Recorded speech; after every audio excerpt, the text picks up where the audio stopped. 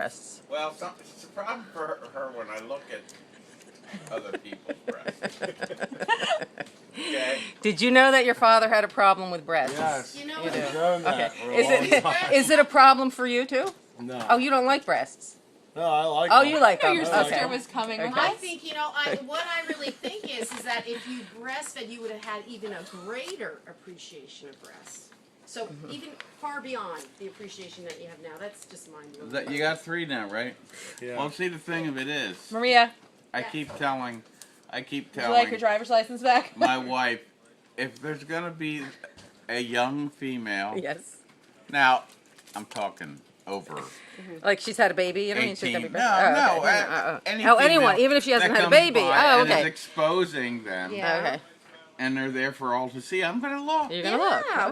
well, there's nothing No. wrong with that. Women don't mind Well, do you that. prefer to see them in the engaged in the breastfeeding mode, or would you rather see them like in a bikini? I like them either. You like them either way. But you and, think that- And how about you, son?